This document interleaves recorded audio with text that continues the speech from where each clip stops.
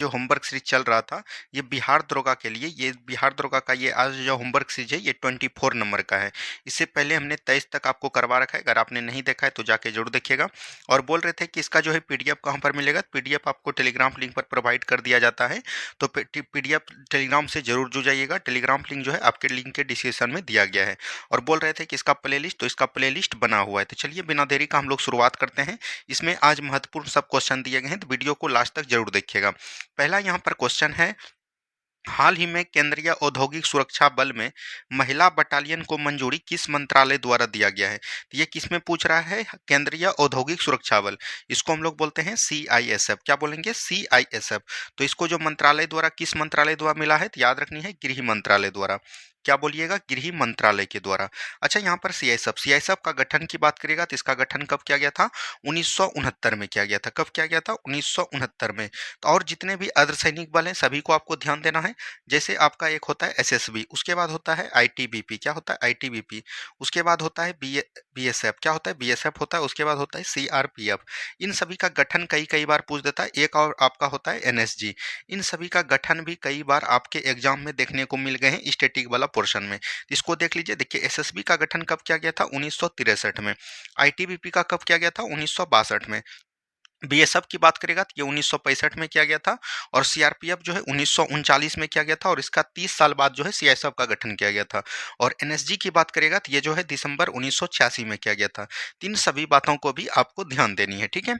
चलिए आगे की सवाल को देखिएगा। आगे का सवाल बोल रहा है, 20 और 21 नवंबर 2024 के बीच सी विजिल के चौथे संस्करण का आयोजन किया गया। यह आयोजन किसके द्वारा किया गया। तो ये जो सी विजिल के चौथे संस्करण का आयोजन हुआ है ये किसके द्वारा हुआ है, तो भारतीय नौसेना के द्वारा। क्या बोलेंगे, भारतीय नौसेना के द्वारा हुआ है, ठीक है। तो ये चीज ध्यान दीजिएगा। अच्छा, आपके मन में आता हो तो नौसेना दिवस हम लोग कब मनाते हैं, तो 4 दिसंबर को मनाते हैं नौसेना दिवस। अच्छा, नौसेना दिवस जब हो गया तो एक होता है थल सेना दिवस, थल सेना दिवस कब मनाते हैं, और एक होता है वायुसेना दिवस, तो वायुसेना दिवस कब मनाते हैं। इन दोनों का डेट भी आपको ये ध्यान देनी है। देखिए, थल सेना दिवस की बात करेगा तो ये 15 जनवरी को मनाते हैं, और वायुसेना दिवस कब मनाते हैं, 8 अक्टूबर को मनाते हैं, ठीक है। चलिए नेक्स्ट क्वेश्चन है, हाल ही में भारतीय सैन्य विरासत महोत्सव के दूसरे संस्करण के दौरान प्रोजेक्ट शौर्य गाथा की शुरुआत किसके द्वारा की गई। तो यह प्रोजेक्ट शौर्य और तथा गाथा की शुरुआत जो है किसके द्वारा किया गया है, तो याद रखिएगा ये सीडीएस के द्वारा किया गया। किसके द्वारा, सीडीएस के द्वारा। इसका होता है चीफ डिफेंस, ये बोल सकते हैं चीफ डिफेंस, ये सिस्टम बोल सकते हैं। इसका जो होता है सीडीएस होता है, सेक्रेटरी बोल सकते हैं इसको, ठीक है। और इसका जो गठन किया गया था, कब किया गया था, तो याद रखनी है 25 दिसंबर को किया गया था। 25 दिसंबर 2019 को इसका गठन किया गया था। और अभी जो है सीडीएस वर्तमान में आपका कौन बना है, तो याद रखिएगा अनिल चौहान। कौन बोलेंगे, अनिल चौहान बोलेंगे, ठीक है। और अगर पूछे जाएगा आपको कि पहला सीडीएस किसको बना था, तो याद रखिएगा बिपिन रावत को। किसको बनाया गया था, बिपिन रावत जी को बनाया गया था। और ये 25 दिसंबर को जो इसका गठन किया गया था ये किसके अनुसार, तो याद रखिएगा 25 दिसंबर को हम लोग क्या मनाते हैं, सुशासन दिवस मनाते हैं। सुशासन दिवस किसके जन्म दिवस पर मनाते हैं, तो याद रखिएगा अटल बिहारी वाजपेयी। क्या बोलेंगे, अटल बिहारी पे, ठीक है। तो इन सभी बातों को ध्यान देनी है, ठीक है। चलिए आगे की सवाल देखिएगा, भारतीय जवानों के लिए कम वजन का स्वदेशी बुलेट प्रूफ जैकेट अभेद किसके द्वारा तैयार किया गया। तो ये अभेद जो तैयार किया गया है ये किसके द्वारा किया गया है, डीआरडीओ के द्वारा किया गया। किसके द्वारा, डीआरडीओ। डीआरडीओ की बात करेगा तो डीआरडीओ का गठन कब किया गया था, तो याद रखनी है 1 जनवरी, क्या बोलिएगा, 1 जनवरी 1958 को इसका गठन किया गया था। और अगर पूछा जाएगा कि आपको जो है इसका हेडक्वार्टर कहाँ पर है, इसका मुख्यालय की बात करेगा तब हो जाएगा आपका नई दिल्ली। क्या हो जाएगा, नई दिल्ली। और वर्तमान में अगर इसका अध्यक्ष आपको पूछा जाएगा कि कौन है, तो याद रखिएगा समीर कावंत है। कौन है, समीर कावंत है, ठीक है। तो ये चीज याद रखनी है। अच्छा, यहाँ पर ये भी पूछ सकता है डीआरडीओ जो है अपना प्रक्षेप जो करते हैं, मतलब कि यहाँ पर से जो राइफल का मतलब बोल सकते हैं जो भी इनका मतलब गठन किया जाता है वो जो है कहाँ से छोड़ा जाता है, तो याद रखिएगा व्हीलर द्वीप से। कहाँ से, व्हीलर द्वीप से। व्हीलर द्वीप कहाँ पर है, तो उड़ीसा में है। और अभी इसका नाम बदल कर क्या कर दिया गया है, एपीजे अब्दुल कलाम द्वीप, ठीक है। यहाँ तक याद रखनी है। आगे की सवाल देखिएगा, हाल ही में डीआरडीओ ने किस कंपनी के साथ मिलकर संयुक्त रूप से विकसित टैंक जोड़ावर का परीक्षण किया है। तो डीआरडीओ ने किसके साथ मिलकर ये किया है, ये चीज पूछा गया है। तो डीआरडीओ ने जो किया गया है एल एंड टी कंपनी के साथ मिलकर। क्या बोलेंगे, एल एंड टी कंपनी के साथ मिलकर जो है इसका गठन किया गया है। तो याद रखिएगा किसका, जोड़ावर का, ठीक है। चलिए आगे की सवाल को हम लोग देखेंगे। नेक्स्ट क्वेश्चन आपके स्क्रीन पर है। हाल ही में अग्नि 4 और अग्नि 5 मिसाइल का परीक्षण क्रमशः कहां से और किसके द्वारा किया गया? देखिए, अग्नि 5 हो, अग्नि 4 तो पुराना हो गया है। ये कहां से किया गया था? तो उड़ीसा से किया गया था, ठीक है। और अगर अग्नि 5 की बात करेगा तो ये कहां से किया गया? विशाखापट्टनम से किया गया। कहां पर? विशाखापट्टनम से किया गया। तो ये चीज ध्यान दीजिएगा। विशाखापट्टनम कहाँ का बंदरगाह है? तो याद रखनी है, आंध्र प्रदेश की बंदरगाह है। कहां पर? किस राज्य में है? आंध्र प्रदेश में। और बोल सकते हैं कि सबसे बड़ा बंदरगाह है, और बोल सकते हैं कि ये जो है प्राकृतिक बंदरगाह है। सबसे बड़ा प्राकृतिक बंदरगाह पूछेगा तो वो कौन हो जाएगा? विशाखापत्तनम। और किसके द्वारा ये जारी किया गया है? तो डीआरडीओ के द्वारा। किसके द्वारा? डीआरडीओ के द्वारा, ठीक है। चलिए, नेक्स्ट क्वेश्चन देखिए। भारत की नौसेना में तलवार श्रेणी का 8वां युद्धपोत कौन सा है जिसे 2025 में भारत को दिया जाना है? मतलब नौसेना में जो है तलवार श्रेणी का 8वां युद्धपोत कौन है, ये चीज पूछा गया है। तो 8वां युद्ध के बात करिएगा तो ये हो जाएगा इंडियन नेवी शिप। याद रखिएगा, ये कौन हो जाएगा? तो तालाब हो जाएगा। क्या हो जाएगा? तमाल। तमाल इसका नाम होता है पूरा, तो याद रखिएगा तमाल हो जाएगा। तो इसको ध्यान दीजिएगा, ये इंपॉर्टेंट क्वेश्चन हो जाते हैं। आगे की सवाल देखिएगा। नौसेना द्वारा नवीनतम सर्वोत्तम जहाज आईएनएस निर्देशन का जलावरण कहाँ से किया गया? तो नौसेना द्वारा जो है नवीनतम सर्वोत्तम जहाज आईएनएस निर्देशन का जलावरण पूछ रहा है कि कहाँ से किया गया है। ये भी जो किया गया है, याद रखिएगा, विशाखापट्टनम से किया गया। कहाँ से? विशाखापट्टनम से किया गया। तो ये चीज ध्यान दीजिएगा। इसका राइट आंसर क्या हो जाएगा? विशाखापट्टनम। अच्छा, इसमें जो है आप लोग बताइएगा कि रेलवे जो अभी एएलपी का जो रिजल्ट दिया कल, वो किसका किसका रिजल्ट होया है, ये चीज बताइएगा। इसमें जो है आपको फिजिक्स का जितना भी आपको बेसिक साइंस होता है, बेसिक साइंस बोल सकते हैं, चाहे आपका हो गया यूनिट डायमेंशन हो गया, और बोल सकते हैं वर्क और एनर्जी हो गया, ये सब जो 5-6 चैप्टर जो है बहुत इंपॉर्टेंट होता है।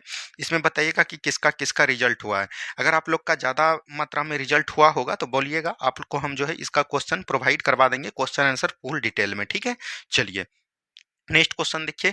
हाल ही में डीआरडीओ ने शक्तिशाली गाइडेड पिनाक हथियार प्रणाली का सफल परीक्षण किया गया। पिनाक नाम कहाँ से लिया गया है? तो ये जो पिनाक नाम लिया गया है, याद रखिएगा, ये जो है शिव जी का जो धनुष था उसी से लिया गया। तो बोल सकते हैं शिव जी के धनुष का नाम है। धनुष से जो है इसका क्या नाम लिया गया? पिनाक लिया गया। तो ये चीज आपको ध्यान देनी है, ठीक है। चलिए, नेक्स्ट क्वेश्चन देखिए क्या बोला गया है। Next question. हाल ही में प्रधानमंत्री द्वारा एक नया मिसाइल परीक्षण केंद्र बनाने की घोषणा की गई है। ये किस राज्य में बनाया जाएगा? तो ये कहाँ पर बनाया जाएगा? तो याद रखनी है, आंध्र प्रदेश में। कहाँ पर बनाया जाएगा? आंध्र प्रदेश में बनाया जाएगा, ठीक है। ये चीज याद रखनी है। चलिए, बढ़ेंगे हम लोग अगले सवाल की तरफ। नेक्स्ट क्वेश्चन को ध्यान से देखिए। आटाकामा मरुस्थल कहाँ अवस्थित है? देखिए, आटाकामा मरुस्थल की बात करेगा तो ये कहाँ पर अवस्थित है? तो ये स्विट्जरलैंड में है। कहाँ पर? स्विट्जरलैंड में है, ठीक है। और स्विट्जरलैंड की बात करेगा तो स्विट्जरलैंड के कहाँ पर है? तो याद रखिएगा, स्विट्जरलैंड का बोल सकते हैं, सॉरी, ये आटाकामा मरुस्थल की बात करेगा तो ये गलत हो गया, यहाँ पर से माफी चाहते हैं। ये जो आपका हो जाएगा आटाकामा मरुस्थल कहाँ पर हो जाएगा? याद रखिएगा, ये जो है उत्तरी चिली में। कहाँ पर? चिली में हो जाएगा। तो उत्तरी चिली इसका बिल्कुल राइट आंसर आपका हो जाएगा, ठीक है। चलिए, बढ़ेंगे अगले सवाल की तरफ। नेक्स्ट क्वेश्चन है। आल्बस पर्वत के उत्तरी भाग पर बहने वाली गर्म हवाओं को क्या कहते हैं? तो फान कहते हैं। क्या कहते हैं? फान कहते हैं। और ये कहाँ की गर्म हवा है? तो आल्बस पर्वत के ऊपरी भाग, जिसको हम लोग बोलते हैं स्विट्जरलैंड। क्या बोलेंगे? स्विट्जरलैंड से, ठीक है। तो ये चीज ध्यान देनी है। चलिए, बढ़ेंगे अगले सवाल की तरफ। नेक्स्ट क्वेश्चन देखिए। पंपास हो गया, डाउन्स हो गया, वेल्स घास के मैदान को क्रमशः कहाँ कहाँ अवस्थित है? देखिए, पंपास की बात करेगा तो ये कहाँ पर हो जाएगा? अर्जेंटीना की हो जाएगा। कहाँ का? अर्जेंटीना। डाउन्स की बात करेगा तो ये कहाँ पर हो जाएगा? ऑस्ट्रेलिया का हो जाएगा। कहाँ का हो जाएगा? ऑस्ट्रेलिया के घास का मैदान। और बेड्स की बात करेगा तो ये हो जाएगा दक्षिण अफ्रीका। क्या हो जाएगा? दक्षिण अफ्रीका की बात है। अच्छा, एक और आपको याद रखनी है, यहाँ से 2-3 और नाम लिखिए आप लोग, इंपॉर्टेंट जो होता है। एक होता है प्रेरीज। क्या होता है? प्रेरीज। एक होता है, याद रखिएगा, पुस्ताज। क्या होता है? पुस्ताज होता है, ठीक है। ये दोनों को एकदम याद रखिएगा। प्रेरीज जो है आपका कहाँ पर होता है? उत्तरी अमेरिका में होता है। कहाँ पर? उत्तरी अमेरिका में। और पूछताछ की बात करेगा तो ये कहाँ पर होगा? हंगरी में होगा। कहाँ पर होगा? हंगरी में होगा, ठीक है। चलिए, बढ़ेंगे अगले सवाल की तरफ। देवगिरी का नाम परिवर्तन करके दौलताबाद किसने रखा था? देखिए, बात करिएगा देवगिरी का नाम परिवर्तन करके दौलताबाद किसने रखा था? याद रखिएगा, ये किसने रखा था? मोहम्मद बिन तुगलक जो है इसका राइट आंसर हो जाएगा एमबीटी। याद रखिएगा, मोहम्मद बिन तुगलक ने जो है सबसे पहले तुगलक वंश की, ये जो है दूसरे शासक हुआ करते थे। और तुगलक वंश की बात करेगा तो तुगलक वंश के संस्थापक की बात करेगा तो ये कौन हो जाएंगे?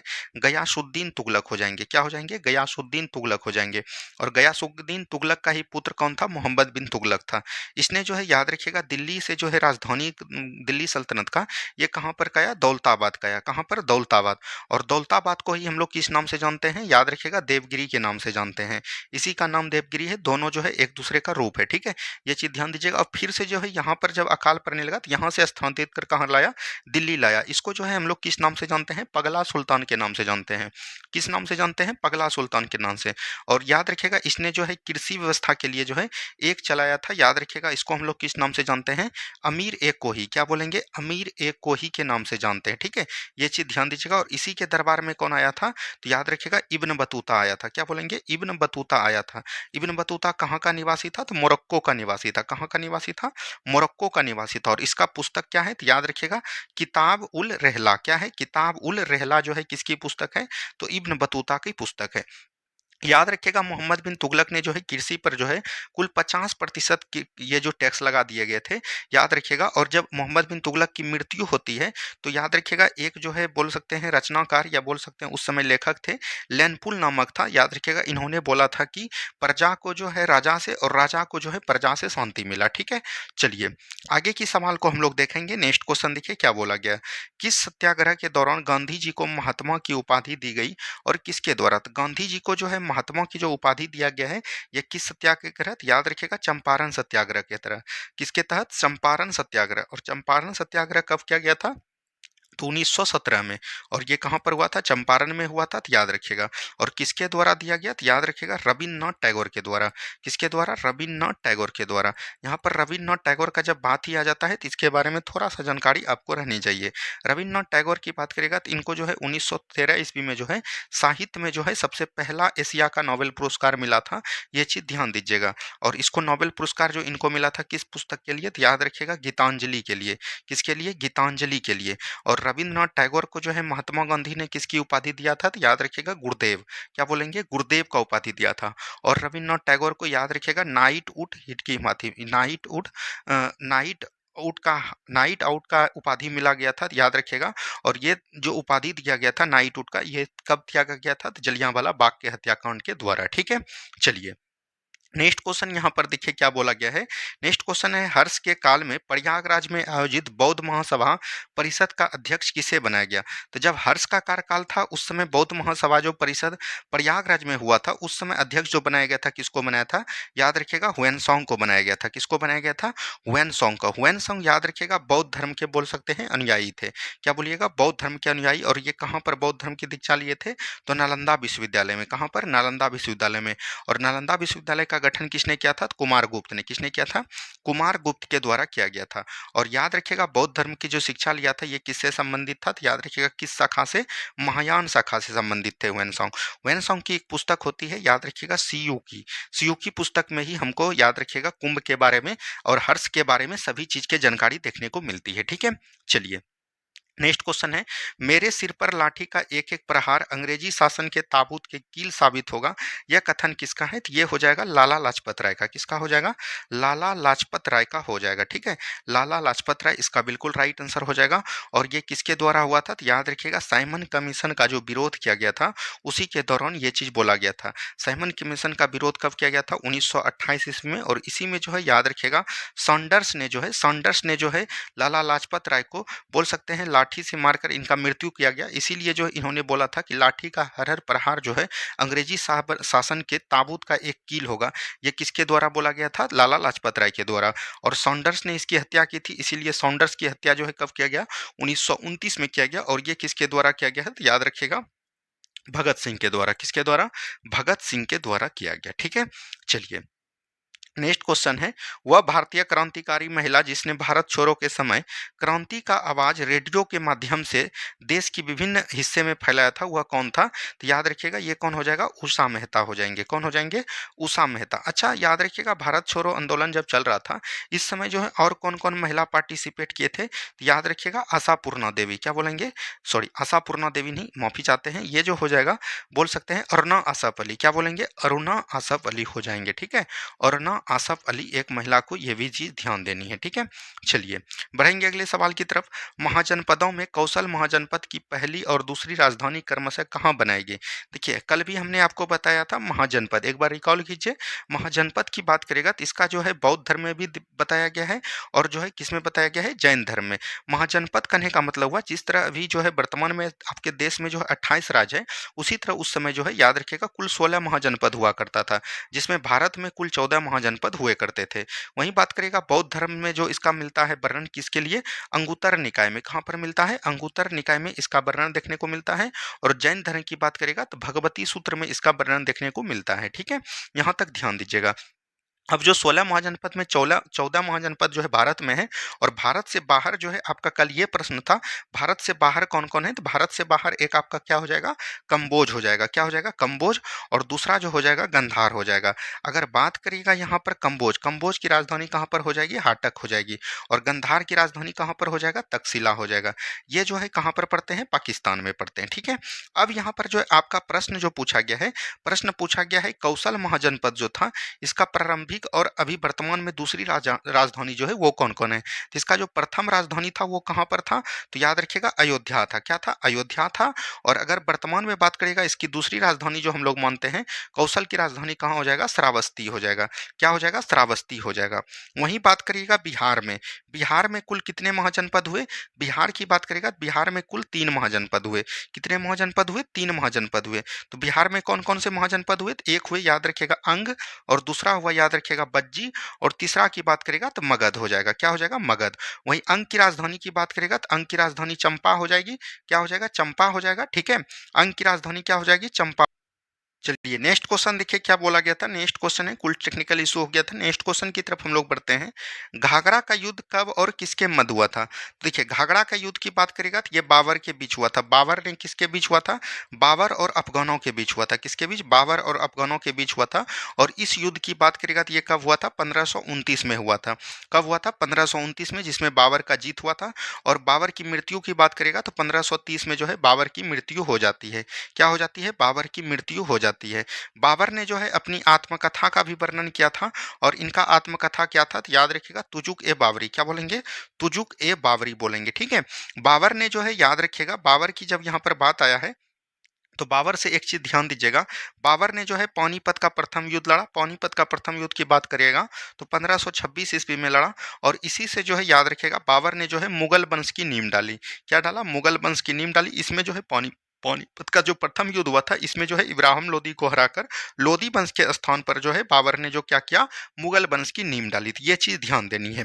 आगे की सवाल को हम लोग देखेंगे। नेक्स्ट क्वेश्चन है, अकाल तख्त की स्थापना किस सिख गुरु की द्वारा की गई। तो अकाल तख्त की अगर स्थापना की बात करेगा तो ये कौन हो जाएंगे, याद रखिएगा गुरु हरगोविंद। क्या हो जाएंगे, गुरु हरगोविंद के द्वारा। ठीक है, तो ये चीज ध्यान देनी है। अच्छा, यहाँ पर बात आता है सिख धर्म। सिख धर्म के अगर संस्थापक की अब बात करिएगा तो ये कौन हो जाएंगे, गुरु नानक हो जाएंगे।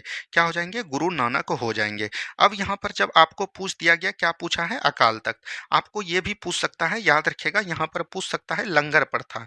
लंगर प्रथा को याद रखिएगा अस्थाई रूप किसने प्रदान किया, तो ये हो जाएगा गुरु अंगद ने। किसने, गुरु अंगद ने। गुरु अंगद सिख धर्म के दूसरे गुरु हुए। ये भी चीज ध्यान दीजिएगा। अब आपको यहाँ पर याद रखनी है एक पांचवा गुरु और एक आपको याद रखनी है नौवां गुरु। पांचवा गुरु की बात करेगा तो ये कौन हो जाएगा, गुरु अर्जुन देव हो जाएंगे। कौन हो जाएंगे, गुरु अर्जुन देव। और नौवां गुरु की बात करेगा तो ये हो जाएगा तेग बहादुर। क्या हो जाएगा, तेग बहादुर। तेग बहादुर, ये चीज ध्यान दीजिएगा। तो यहाँ पर से जब बात करेंगे अर्जुन देव, अर्जुन देव को जो फांसी किसके द्वारा किया गया, तो मुगल शासक जहांगीर के द्वारा। और तेग बहादुर को किसके द्वारा दिया गया, तो याद रखिएगा औरंगजेब के द्वारा। ये दो ऐसे बोल सकते हैं कि सिख धर्म के शासक हुए जिसको कि मौत के घाट उतार दिया गया, किसके द्वारा, मुगल वंश के शासक के द्वारा।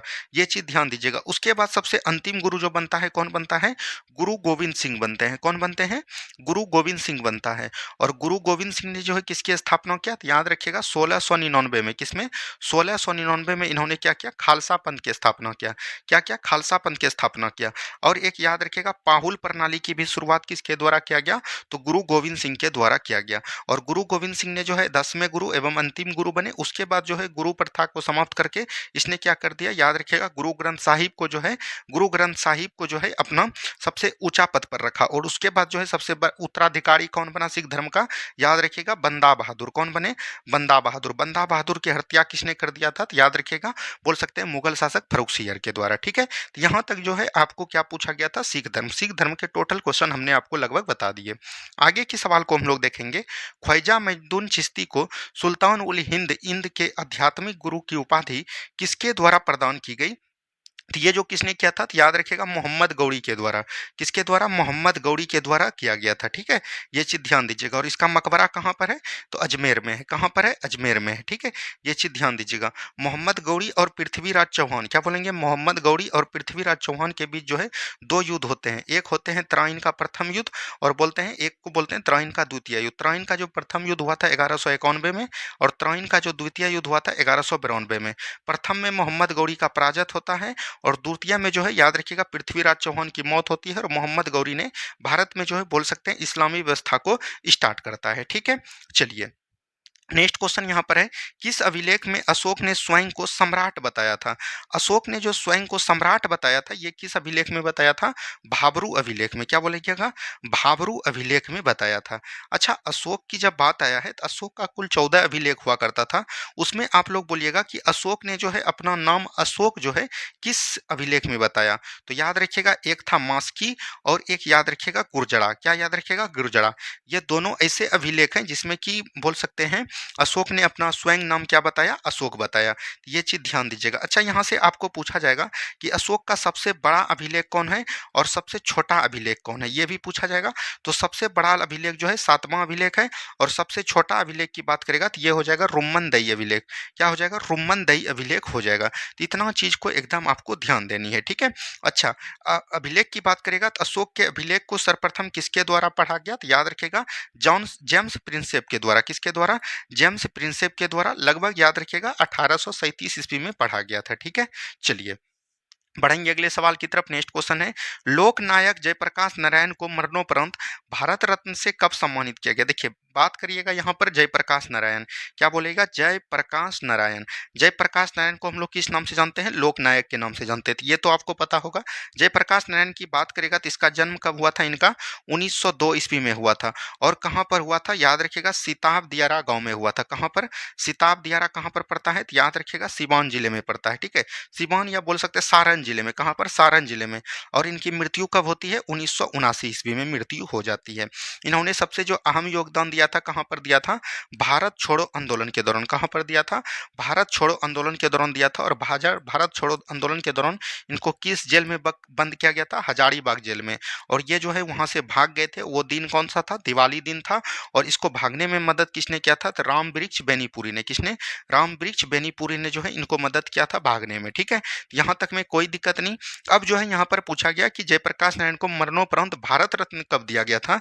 तो भारत रत्न की जब भी बात करेगा तो भारत रत्न इनको कब दिया गया था, 1999 ईस्वी में दिया गया था। कब दिया गया था, 1999 ईस्वी में दिया गया था। एक याद रखिएगा, 1974 ईस्वी में इन्होंने जो है क्या किया था, संपूर्ण क्रांति का नारा दिया था। क्या बोलेगा, संपूर्ण क्रांति का नारा भी दिया था। ठीक है, चलिए बढ़ेंगे अगले सवाल की तरफ। नेक्स्ट क्वेश्चन है, विषुव की घटना एक वर्ष में कितनी बार और कब कब घटित होती है। तो ये 2 बार होती है। जब सूर्य की किरण, याद रखिएगा, सूर्य की किरण जब है, सूर्य की किरण को जब याद रखिएगा विषुवत रेखा पर, क्या बोलेंगे, सूर्य की किरण जब विषुवत रेखा पर लंबवत पड़ती है या सीधी पड़ती है, तब हम लोग क्या बोलते हैं, विषुव की घटना होती है। और विषुव की घटना को हम लोग किसमें जानते हैं, 2 में। एक होता है शरद विषुव और एक होता है याद रखिएगा बसंत विषुव। ये दोनों को एकदम याद रखिएगा, ये दोनों को एकदम याद रखनी है। ठीक है, चलिए नेक्स्ट क्वेश्चन देखिए, सौर मंडल का सर्वाधिक यहाँ पर पूछा गया कि तेज कक्षीय वाला ग्रह कौन हो जाएगा, तो ये हो जाएगा बुध। क्या हो जाएगा, बुध ग्रह हो जाएगा। देखिए ये जैसे आपका मान के चलिए सूर्य है। ठीक है, और सबसे बोलिएगा इसका नजदीकी ग्रह क्या हो जाएगा, बुध हो जाएगा। क्या हो जाएगा, बुध। बुध के बाद क्या हो जाएगा, शुक्र हो जाएगा। क्या हो जाएगा, शुक्र। शुक्र के बाद क्या हो जाएगा, पृथ्वी। पृथ्वी के बाद क्या हो जाएगा, मंगल हो जाएगा। और मंगल के बाद क्या हो जाएगा, बृहस्पति हो जाएगा। क्या हो जाएगा, बृहस्पति। बृहस्पति के बाद क्या हो जाएगा, शनि। शनि के बाद हो जाएगा अरुण। अरुण के बाद हो जाएगा वरुण। ठीक है, ये चीज ध्यान दीजिएगा। और पृथ्वी, मंगल और बृहस्पति के बीच में जो है क्या होते हैं, क्षुद्र ग्रह होते हैं। क्या बोलेंगे, क्षुद्र ग्रह होते हैं। ठीक है, तो ये चीज ध्यान देनी है। आगे की सवाल को हम लोग देखेंगे। नेक्स्ट क्वेश्चन, लोकसभा में विपक्षी दल का होने का दावा करने के लिए कुल सीटों का कितना प्रतिशत सीट प्राप्त करना अनिवार्य है? तो 10%। कितना? तो याद रखनी है 10%। अभी अगर बात करेगा विपक्षी दल का नेता कौन है अभी लोकसभा का? तो याद रखिएगा राहुल गांधी। कौन हो जाएंगे? राहुल गांधी हो जाएंगे। राहुल गांधी हो जाएंगे। ठीक है, चलिए नेक्स्ट क्वेश्चन है, किस संविधान संशोधन के तहत केंद्र शासित प्रदेश दिल्ली और पुडुचेरी विधानसभा सदस्यों को राष्ट्रपति के चुनाव में शामिल किया गया? ये हो जाएगा 17वां संविधान संशोधन। कौन हो जाएगा? 17वां संविधान संशोधन 1991 में किया गया। इसमें जो क्या बोला गया कि दिल्ली में, याद रखिएगा कि दिल्ली के तहत जो है कि केंद्र शासित प्रदेश दिल्ली और पुडुचेरी विधानसभा सदस्यों को राष्ट्रपति का चुनाव के लिए शामिल किया जाना है। ठीक है, चलिए नेक्स्ट क्वेश्चन है, लोकसभा अध्यक्ष किसके समक्ष शपथ ग्रहण करते हैं और अपना त्यागपत्र किसे सौंपते हैं? लोकसभा का अध्यक्ष का जो है, याद रखिएगा, शपथ नहीं होता है। क्या नहीं होता है? शपथ ग्रहण नहीं करते हैं, क्योंकि याद रखिएगा लोकसभा जो है सदस्य के रूप में, संसद सदस्य के रूप में ही शपथ ले लेते हैं, न कि लोकसभा के अध्यक्ष में। और ये अपना त्यागपत्र किसको देते हैं? उपाध्यक्ष को देते हैं। किसको देते हैं? उपाध्यक्ष को देते हैं। अच्छा, आपके मन में आता होगा कि लोकसभा का जो है प्रथम, बोलिएगा, आप लोग को पूछ रहे हैं लोकसभा का प्रथम स्पीकर कौन था, ये चीज पूछा गया, यानी प्रथम अध्यक्ष कौन था, ये चीज आप लोग बता सकते हैं? तो अगर लोकसभा की प्रथम अध्यक्ष की बात करेगा तो ये कौन हो जाएंगे?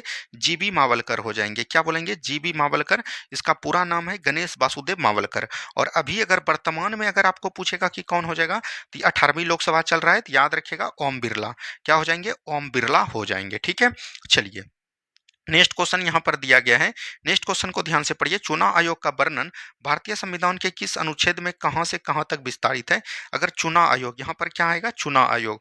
चुनाव आयोग की बात करेगा तो इसका संविधान के भाग की बात करेगा, भाग 15 में वर्णन किया गया है। और आर्टिकल की बात करेगा तो आर्टिकल हो जाएगा 324 से लेकर 329 तक में वर्णन किया गया है। चुनाव आयोग की बात करेगा, इसका गठन कब किया गया? 25 जनवरी 1950 को। क्या बोलिएगा? 25 जनवरी 1950 को इनका गठन किया गया, चुनाव आयोग का। चुनाव आयोग की बात करेगा, चुनाव आयोग के गठन के समय जो है इनका प्रमुख, बोल सकते हैं अध्यक्ष चुनाव आयोग का किसको बनाया गया? CD Deshmukh. Sorry, CD Deshmukh नहीं होगा यहाँ पर से, सीडी देशमुख तो आरबीआई के प्रथम गवर्नर हुए। इसका जो बनाया गया, याद रखिएगा, सुकुमार सेन। क्या बोलेंगे? सुकुमार सेन इसका हो जाएगा। और प्रथम महिला अगर पूछेगा आपको, कौन हो जाएगा? आशा पूर्णा देवी हो जाएगा। क्या हो जाएगा? बी एस रमा देवी होगा। क्या होगा? रमा देवी। तो ये याद रखिएगा, बी एस रमा देवी हो जाएंगे। और अगर वर्तमान में अभी चुनाव आयोग का अध्यक्ष पूछेगा, तभी न्यू बना है, याद रखिएगा, ज्ञानेश कुमार हो जाएगा। क्या हो जाएगा? ज्ञानेश कुमार हो जाएगा। ठीक है, चलिए नेक्स्ट क्वेश्चन की तरफ हम लोग बढ़ेंगे। नेक्स्ट क्वेश्चन देखिए क्या बोला गया है, संविधान के किस अनुच्छेद के अनुसार पंचायती राज की अवधि उसके प्रथम अधिवेशन की अवधि से 5 वर्ष तक होगी? संविधान के बोल रहा है कि किस अनुच्छेद के अनुसार जो है पंचायती राज की अवधि, अवधि की बात करेगा तो ये हो जाएगा 243 का ई हो जाएगा। क्या हो जाएगा? ई हो जाएगा। ठीक है, चलिए नेक्स्ट क्वेश्चन देखिए, संसद और राज्य विधानसभाओं के भंग होने के परिणाम स्वरूप निर्धारित अवधि से पूर्व आयोजित चुनाव को क्या कहते हैं? निर्धारित अवधि के पूर्व जब करना देगा, मतलब बीच में हो गया, तो इसको हम लोग बोलते हैं मध्यवर्ती चुनाव। क्या बोलेंगे? मध्यवर्ती चुनाव बोलेंगे। और जब, याद रखिएगा, कार्यकाल जब समाप्त होता है, कार्यकाल जब समाप्त होने के बाद जब चुनाव कराया जाता है, तब उसको हम लोग किस नाम से जानते हैं? आम चुनाव के नाम से जानते हैं। किस नाम से? आम चुनाव के नाम से। और जब, याद रखिएगा, कार्यकाल के, याद रखिएगा, बीच में ही, मतलब कि कोई बोल सकते हैं उसका मृत्यु हो गया या बीच में चुनाव कराना पड़ गया, तो उसको हम लोग किस नाम से जानते हैं? तो याद रखिएगा, उपचुनाव के नाम से। किसको? उपचुनाव के नाम से जानते हैं। ठीक है, चलिए नेक्स्ट क्वेश्चन देखिए, उच्चतम न्यायालय में न्यायाधीश की संख्या में वृद्धि का अधिकार किसे और किस अनुच्छेद के तहत प्रदान किया गया है? ये जो है संसद को प्राप्त है। किसको है? संसद को प्राप्त है। और किस अनुच्छेद में ये वर्णन किया गया है? तो 124 में वर्णन किया गया है। और ये जो है, याद रखिएगा, कोलेजियम के आधार पर किया जाता है। किसके द्वारा? कोलेजियम के आधार पर। ठीक है, चलिए नेक्स्ट क्वेश्चन है, किस चार्टर अधिनियम के द्वारा बंगाल के गवर्नर जनरल को भारत का गवर्नर जनरल बना दिया? देखिए बात करेगा 1757 में जो है बंगाल का गवर्नर का पद आया। उसके बाद 1773 के रेगुलेटिंग एक्ट के द्वारा, याद रखिएगा, बंगाल का जो गवर्नर था, क्या बोलिएगा, बंगाल का जो गवर्नर था उसको क्या बना दिया? बंगाल का गवर्नर जनरल बना दिया। गवर्नर जनरल बना दिया। ठीक है, और एक जो है 1833 का अधिनियम आता है, उसमें क्या बोला गया? बंगाल का जो भी गवर्नर जनरल था, गवर्नर जनरल को, याद रखिएगा, भारत का गवर्नर जनरल बना दिया। क्या बना दिया? भारत का गवर्नर। तो राइट आंसर क्या हो जाएगा? 1833 हो जाएगा। और भारत का प्रथम गवर्नर जनरल किसको बनाया गया? विलियम बेंटिक को बनाया गया। किसको बनाया गया? विलियम बेंटिक को बनाया गया। ठीक है, चलिए बढ़ेंगे अगले सवाल की तरफ। नेक्स्ट क्वेश्चन है, सरकारी व्यय को नियंत्रित करने का प्राधिकार किस मंत्रालय के पास है? तो ये हो जाएगा वित्त मंत्रालय। क्या हो जाएगा? वित्त मंत्रालय इसका राइट आंसर हो जाएगा। ठीक है, चलिए नेक्स्ट क्वेश्चन देखिए क्या बोला गया। फेफड़े फुफ्फुस में कौन सी गुब्बारे जैसी संरचना होती है जहां गैसों का विनिमय होता है? देखिए ये जैसे ट्रेकिया हो गया, यहाँ से जो है इस तरह से बढ़ जाता है। ठीक है, और यहाँ से जब इस तरह से बढ़ जाता है तो यहाँ से जो है एक नली निकलता है जिसको हम लोग बोलते हैं ब्रोंकी। ये होता है ब्रोंकी, और ये यहाँ से जो निकलता है छोटी छोटी नदी, इसको हम लोग बोलते हैं ब्रोंकाइल। क्या होता है? ये फेफड़ा आपका हो गया दोनों तरफ से, ठीक है, और इसको ब्रोंकाइल। और यहाँ से जो फैला हुआ रहता है इसको हम लोग बोलते हैं, याद रखिएगा क्या बोलते हैं? एल्वोलाई बोलते हैं। क्या बोलते हैं? एल्वोलाई बोलते हैं, या हिंदी में इसको हम लोग क्या बोलते हैं? वायुकोष बोलते हैं। वायुकोष बोलते हैं। ठीक है, ये चीज ध्यान देनी है। चलिए आगे की सवाल को हम लोग देखेंगे। निम्नलिखित में से कौन सी गैस श्वसन प्रक्रिया में प्रयुक्त वायु का घटक है? ये ऑक्सीजन हो जाएगा। क्या हो जाएगा? ऑक्सीजन। अक्रिया गैस की अगर बात करेगा, इसका वर्ग की बात करेगा तो ये वर्ग कितना हो जाएगा? 0 में पाया जाता है। और इसमें जो है क्या आते हैं? हीलियम आते हैं, ऑर्गन आते हैं। हीलियम आ गया, ऑर्गन आ गया, नियॉन आ गया। हीलियम, नियॉन, ऑर्गन, क्रिप्टन हो गया, और बोल सकते हैं रेडॉन हो गया, रेडॉन हो गया, और बोल सकते हैं कौन हो जाएगा? जेनॉन हो जाएगा। तो ये चीज ध्यान देनी है। ठीक है, चलिए नेक्स्ट क्वेश्चन है, शरीर में ऑक्सीजन युक्त वायु की प्रक्रिया में को क्या कहते हैं? मतलब शरीर में ऑक्सीजन युक्त वायु होने की प्रक्रिया को क्या कहते हैं? वायवीय श्वसन कहते हैं। क्या बोलेंगे? वायवीय श्वसन बोलते हैं। ठीक है, चलिए बढ़ेंगे अगले सवाल की तरफ। नेक्स्ट क्वेश्चन है, मानव हृदय के किस कोष्ठ में फेफड़ों से प्रचुर मात्रा में ऑक्सीजन युक्त रक्त, ऑक्सीजन युक्त मतलब हो गया, याद रखिएगा, शुद्ध रक्त। और शुद्ध रक्त जो आएगा कहाँ पर आएगा? बायां अलिंद में आएगा। कहाँ पर आएगा? बायां अलिंद में आएगा। ठीक है, चलिए नेक्स्ट क्वेश्चन देखिए, मानव शरीर में उदर गुहा और वृक्ष गुहा, उदर गुहा किसको बोलते हैं? याद रखिएगा, चाल बोल सकते हैं बोलचाल की भाषा में पेट, और वृक्ष गुहा को क्या बोलते हैं? चेस्ट यानी छाती। और इस दोनों को जो अलग करता है वो कौन करते हैं? डायफ्राम करते हैं। कौन करते हैं? डायफ्राम। इसका राइट आंसर हो जाएगा। ठीक है, चलिए नेक्स्ट क्वेश्चन देखिए, जब रक्त में ऑक्सीजन की सांद्रता में कमी आती है तो श्वास लेने में गति पर क्या प्रभाव पड़ती है? तो श्वास, जब रक्त में ऑक्सीजन की सांद्रता जब कमी आएगी तो सांस श्वसन दर जो है आपका क्या हो जाएगा? बढ़ जाएगा। क्या हो जाएगा? बढ़ जाएगा। ठीक है, चलिए नेक्स्ट क्वेश्चन देखिए क्या बोला गया। मानव शरीर में ऑक्सीजन का परिवहन सर्वाधिक किस रक्त कणिकाओं के द्वारा होता है? तो ये आरबीसी के द्वारा होता है। किसके द्वारा? आरबीसी का कवरगाह हम लोग किसको बोलते हैं? तो याद रखिएगा, प्लीहा को बोलते हैं। किसको बोलते हैं? प्लीहा। और आरबीसी कहाँ पर होता है? याद रखिएगा, अस्थि मज्जा का बना होता है। किसका? अस्थि मज्जा। ठीक है, चलिए नेक्स्ट क्वेश्चन देखिए, प्रवास के समय फेफड़ों में ली गई वायु में ऑक्सीजन की प्रतिशत मात्रा कितनी होती है? 16.5 से बोल सकते हैं 21% होती है। कितना होती है? 16.5 से 21%। नेक्स्ट क्वेश्चन देखिए, कोशिका में भोजन का ग्लूकोज का ऑक्सीकरण कहाँ होता है? ये होता है माइट्रोकोन्ड्रिया में। कहाँ पर होता है? माइट्रोकोन्ड्रिया में होता है। और माइट्रोकोन्ड्रिया को हम लोग क्या बोलते हैं? पावर हाउस ऑफ सेल बोलते हैं। क्या बोलेंगे? पावर हाउस ऑफ सेल के नाम से जानते हैं। और इसकी खोज किसने किया था? तो याद रखिएगा, किंगरी सर्वी, एक याद रखिएगा किंगरी सर्वी, एक याद रखिएगा कॉल वार्डन। क्या याद रखिएगा? Call warden. और एक याद रखिएगा अल्टमैन। ये तीनों वैज्ञानिक हुए जो कि माइट्रोकोन्ड्रिया की खोज किए। ठीक है, चलिए नेक्स्ट क्वेश्चन देखिए, पौधों की पॉलियों में ऑक्सीजन व कार्बन डाइऑक्साइड के विनिमय के लिए क्या पाए जाते हैं? तो विनिमय के लिए अगर यहाँ पर बात करेगा क्या पाए जाते हैं, ये विनिमय के लिए यहाँ पर क्या पाए जाते हैं? पौधों की पालियों में ऑक्सीजन व कार्बन डाइऑक्साइड के विनिमय के लिए क्या पाए जाते हैं? ये चीज क्वेश्चन पूछा गया। तो विनिमय के लिए आपका हो जाएगा कार्बन डाइऑक्साइड भी हो जाएगा और जल भी हो जाएगा। तो यहाँ पर से याद रखिएगा, कार्बन डाइऑक्साइड और जल हो जाएगा। ठीक है, चलिए नेक्स्ट क्वेश्चन देखिए, मानव रक्त में अधिकांशतः कार्बन डाइऑक्साइड का परिवहन किस रूप में होता है? मानव रक्त में अधिकांश कार्बन डाइऑक्साइड का परिवहन जो किस रूप में होता है, ये चीज पूछा गया। तो कार्बन डाइऑक्साइड का परिवहन की बात करेगा तो ये जो है बोल सकते हैं कार्बोहाइड्रेट आयन के रूप में होता है। किसके द्वारा? कार्बोहाइड्रेट आयन के रूप में होता है। ठीक है, चलिए नेक्स्ट क्वेश्चन देखिए, मनुष्य के फेफड़ों का पूर्ण रूप से ऑक्सीजन रहित हो जाने की स्थिति को क्या कहते हैं? ऑक्सीजन जब रहित हो गया फेफड़ा तो उसको हम लोग क्या बोलेंगे? अवायवीय श्वसन बोलेंगे। क्या बोलेंगे? अवायवीय श्वसन के नाम से जानते हैं। ठीक है, चलिए नेक्स्ट क्वेश्चन देखिए, पौधों की पत्तियों में श्वसन गैसों का आदान प्रदान किसके द्वारा होता है? तो रंध्र के द्वारा। रंध्र या इंग्लिश में इसको हम लोग बोल सकते हैं स्टोमाटा भी बोलते हैं। ठीक है, चलिए बढ़ेंगे अगले सवाल की तरफ। नेक्स्ट क्वेश्चन देखिए, ब्रोंकाई फेफड़ों में प्रवेश कर अनेक छोटी छोटी नलिकाओं में विभक्त हो जाती है। अभी तुरंत हमने बताया, जो यदि छोटी छोटी नलिकाओं में जो विभक्त हो जाती है यहाँ से, उसको हम लोग क्या बोलते हैं? ब्रोंकाइल बोलते हैं। क्या बोलेंगे? ब्रोंकाइल बोलते हैं। ब्रोंकाइल बोलते हैं। ठीक है, तो याद रखिएगा ब्रोंकाइल से हो जाएगा इसका राइट आंसर। ठीक है, चलिए नेक्स्ट क्वेश्चन देखिए, एरिथ्रोब्लास्टिक रोग का संबंध किससे है? तो एरिथ्रोब्लास्टिक रोग का संबंध जो है ये पूछ रहा है कि किससे हो जाएगा एरिथ्रोब्लास्टिक का रोग का संबंध। तो ये जो है एरिथ्रोब्लास्टिक रोग का संबंध जो है किससे हो जाएगा, इसको आप लोग कमेंट में बताइएगा कि इसका क्या होगा। ठीक है, चलिए नेक्स्ट क्वेश्चन देखिए। कोलाइड विलयन से प्रकाश को गुजारने पर प्रकाश का प्रकीर्णन हो जाता है, इस घटना को किस नाम से जानते हैं? इसको हम लोग टिंडल प्रभाव के नाम से जानते हैं। किसके नाम से जानते हैं? टिंडल प्रभाव के नाम से जानते हैं। नेक्स्ट क्वेश्चन है, मक्खर तथा पनीर जो है किसका उदाहरण है? ये प्यास का उदाहरण है। किसका प्यार है? प्यास का उदाहरण है। या आप बोल सकते हैं इमल्सन। क्या बोलेंगे? इमल्सन का भी उदाहरण कहते हैं। ठीक है, जैसे आपका हो गया धुआं। धुआं जो है किसका है? एरोसॉल का उदाहरण है। क्या बोलेंगे? एरोसॉल का उदाहरण है। जैसे यहाँ पर पूछ दिया स्याही। क्या बोलेंगे? स्याही। सियाही जो है किसका उदाहरण है? सॉल का उदाहरण है। तो ये सब चीज को ध्यान दीजिएगा। ठीक है, चलिए नेक्स्ट क्वेश्चन देखिए। निम्नलिखित में से कौन विकल्प सुमेलित नहीं है? नहीं है सियाही, अभी तुरंत बताया। सॉल, धुआं जो है फॉर्म है? नहीं, धुआं जो है क्या होगा?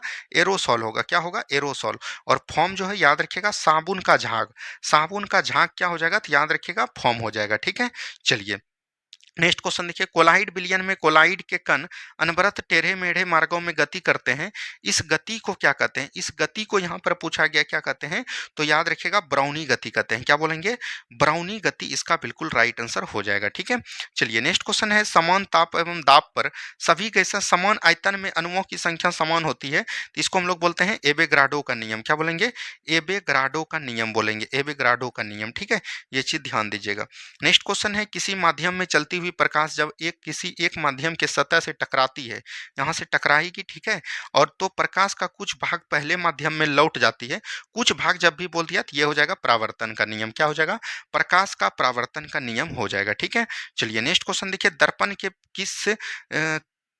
के दर्पण के बोल रहा है यहाँ पर, दर्पण में किस कर्म से अभिसारी और अपसारी कहा जाता है? किसे कर्म से अपसारी और अभिसारी कहा जाता है? तो ये देखिए, अगर बात करेगा तो ये जो है एक प्रकार का बोल सकते हैं, ये आपका हो गया क्या? अपसारी। क्या हो गया? अपसारी।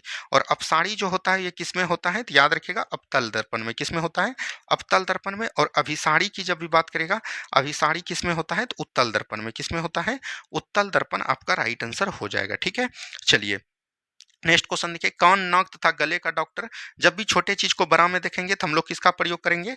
अवतल दर्पण का प्रयोग करेंगे। किसका करेंगे? अवतल दर्पण का प्रयोग करेंगे। ठीक है, चलिए नेक्स्ट क्वेश्चन देखिए। वायुमंडल में विभिन्न परतों द्वारा प्रकाश का अपवर्तन होने से तारे टिमटिमाने नजर आते हैं, यह प्रकाश की कौन सी घटना है? तो याद रखिएगा वायुमंडलीय अपवर्तन की घटना है। क्या बोलिएगा? वायुमंडलीय अपवर्तन की घटना हो जाएगा। ठीक है, चलिए बढ़ेंगे अगले सवाल की तरफ। नेक्स्ट क्वेश्चन है, प्रकाश की किस घटना के कारण तेज गर्मी वाले दिन में मृग मृज का जो है ये हो जाएगा प्रकाश का पूर्ण आंतरिक परावर्तन। क्या हो जाएगा? पूर्ण आंतरिक परावर्तन इसको हम लोग बोलते हैं। ठीक है, तो ये चीज ध्यान देनी है। आगे की सवाल को देखिएगा। नेक्स्ट क्वेश्चन है, सर्वप्रथम किसने सूर्य से आने वाले श्वेत प्रकाश को प्रिज्म से गुजार कर विभिन्न रंगों में, तो इस तरह से हम लोग जब गुजारते हैं तो याद रखिएगा यहाँ से ये चीज होता है, यहाँ पर से ये किसके द्वारा किया गया? न्यूटन के द्वारा। किसके द्वारा? न्यूटन के द्वारा। ठीक है, नेक्स्ट क्वेश्चन है, स्पेक्ट्रम का मध्य रंग यानी बीच वाला रंग जो है क्या होता है? ग्रीन होता है, हरा होता है। ये चीज याद रखिएगा। आगे की सवाल को देखेंगे। अणुओं द्वारा प्रकाश के प्रकीर्णन का अध्ययन सर्वप्रथम किसके द्वारा किया गया था? अणुओं द्वारा प्रकाश के प्रकीर्णन का सर्वप्रथम यहाँ पर बोल रहा है कि प्रयोग जो है किसके द्वारा किया गया था? तो याद रखिएगा सीबी रमन के द्वारा। किसके द्वारा? सीबी रमन के द्वारा प्रकाश का प्रकीर्णन सबसे पहले किया गया था। ठीक है, चलिए नेक्स्ट क्वेश्चन है, प्रकाश की किस घटना के कारण तराशा हुआ हीरा, जब भी कोई चमकने की बात करेगा तो यह हो जाएगा प्रकाश का पूर्ण आंतरिक परावर्तन। क्या बोलेंगे? पूर्ण आंतरिक परावर्तन के नाम से जानते हैं। ठीक है, चलिए बढ़ेंगे अगले सवाल की तरफ। नेक्स्ट क्वेश्चन यहाँ पर है, यदि पृष्ठ पे छपे अक्षर को लेंस से देखने पर अक्षर बड़ा दिखाई दे तो उस लेंस को क्या कहते हैं? तो उसको हम लोग अवतल लेंस कहते हैं। क्या बोलेंगे? अवतल लेंस कहेंगे। ठीक है, चलिए बढ़ेंगे अगले सवाल की तरफ। नेक्स्ट क्वेश्चन यहाँ पर है, स्वतंत्र भारत की पहली जाति आधारित जनगणना कब और किस राज्य में की गई? तो ये 2011 में की गई। कहाँ पर? तो याद रखिएगा त्रिपुरा में किया गया। कहाँ पर? त्रिपुरा में। और वही स्वतंत्र भारत की अगर पहली पूछेगा, स्वतंत्र भारत से पहले अगर पूछेगा तब हो जाएगा 1931। क्या हो जाएगा? 1931 हो जाएगा। ठीक है, चलिए नेक्स्ट क्वेश्चन यहाँ पर देखिए। राष्ट्रीय योजना समिति कांग्रेस योजना का गठन कब और किसके द्वारा किया गया? तो 1938 में किया गया। और किसके द्वारा? तो याद रखिएगा सुभाष चंद्र बोस के द्वारा। ठीक है, चलिए नेक्स्ट क्वेश्चन यहाँ पर है, भारत की पहली औद्योगिक नीति कब और किसके द्वारा जारी की गई? 1948 में किया गया। कब किया गया? औद्योगिक नीति कब और किसके द्वारा यहाँ पर बोल रहा है जारी किया गया? तो 1948 में किया गया। और ये किसके द्वारा? तो याद रखिएगा, श्यामा प्रसाद मुखर्जी के द्वारा। किसके द्वारा? श्यामा प्रसाद मुखर्जी इसका बिल्कुल राइट आंसर हो जाएगा। ठीक है, चलिए नेक्स्ट क्वेश्चन देखिए, औद्योगिक नीति में किस मॉडल को भारत का आर्थिक संविधान या राज्य पूंजीवाद का गीता भी माना जाता है? मतलब किस मॉडल को, ये पूछा गया है किस मॉडल को, तो पीसी महानलोबिस मॉडल। क्या बोलेंगे? प्रशांत चंद्र महानलोबिस मॉडल को जानते हैं। और ये कब, याद रखिएगा, किस पंचवर्षीय योजना का मॉडल है? तो सेकंड पंचवर्षीय योजना का भी मॉडल है। ठीक है, चलिए नेक्स्ट क्वेश्चन है, भारत के वर्तमान आंकड़ों के अनुसार सर्वाधिक एफडीआई कहां से आता है? तो सिंगापुर से। कहां से आता है? सिंगापुर से आता है। और सिंगापुर को ध्यान दीजिएगा। ठीक है, चलिए नेक्स्ट क्वेश्चन देखिए, प्लान्ड इकोनॉमी फॉर इंडिया पुरस्कार के लेखक कौन है? प्लान्ड इकोनॉमी फॉर इंडिया की अगर बात करेगा तो ये एम विश्वेश्वरैया हो जाएंगे। क्या हो जाएंगे? एम विश्वेश्वरैया हो जाएंगे। ठीक है, चलिए नेक्स्ट क्वेश्चन की बात करेगा। नेक्स्ट क्वेश्चन है, नेहरू महानलोबिस पर आधारित कौन सी पंचवर्षीय योजना है? अभी तुरंत हमने बताया, ये हो जाएगा सेकंड पंचवर्षीय योजना। और सेकंड पंचवर्षीय योजना कब से कब चला था? तो 1956 से 61। और इसी में जो है याद रखिएगा, औद्योगिक पर ज्यादा दिया था जोर। इसी में जो है बोल सकते हैं भिलाई बोल सकते हैं स्टील प्लांट, और बोल सकते हैं आपका हो जाएगा भिलाई हो गया। उसके बाद बोल सकते हैं राउल किला। क्या बोलेंगे? राउल किला यहीं पर हो जाएगा। और याद रखिएगा एक और था आपका, तो याद रखिएगा ये सभी जो है सेकंड पंचवर्षीय योजना में खोले गए थे। नेक्स्ट क्वेश्चन है, योजना आयोग को अंतिम योजना कौन सी पंचवर्षीय योजना मानी जाती है? तो 12वीं पंचवर्षीय योजना। और 12वीं पंचवर्षीय योजना कब से कब तक चला था? 2012 से 17 तक चला था। ठीक है, चलिए नेक्स्ट क्वेश्चन है, वर्तमान सरकार द्वारा एमएसपी यानी कि मिनिमम बोल सकते हैं समर्थन प्राइस, यानी मिनिमम मतलब न्यूनतम समर्थन मूल्य कितनी अनिवार्य फसलों के लिए जारी करेगा? तो 22 फसलों के लिए। किसके लिए? 22 फसलों के लिए। नेक्स्ट क्वेश्चन यहाँ पर है, नीति आयोग द्वारा भारत की आधारभूत संरचना का लक्ष्य कब तक रखा गया? तो नीति आयोग द्वारा भारत की आधारभूत संरचना का लक्ष्य जो रखा गया है, ये 2026 तक रखा गया। कब रखा गया है? 2026 का। और ये जो है आपका कल का होमवर्क सीरीज है। करंट अफेयर में 120 से 30 पेज, 331 से 340 क्वेश्चन बैंक, पॉलिटी में भाग 5 संसद को पढ़ के आना है, हिस्ट्री में राष्ट्रीय आंदोलन 1920 से लेकर 1930 तक, ज्योग्राफी में भारत का परिवहन, स्टैटिक जीके में भारत के अनुसंधान संस्थान। तो इतना जो है आपको पढ़ के आना है। और आप लोग को थम्स करना है, कमेंट में बतानी है कि रेलवे एलपी के कितने छात्र इसमें हैं। जितना अगर अधिक छात्र रहेगा तो हम आपको जो है बेसिक साइंस यहाँ पर पढ़ा सकते हैं। ठीक है, तो मिलते हैं हम लोग कल के वीडियो में, रात वाला वीडियो में। जय हिंद, जय भारत, धन्यवाद।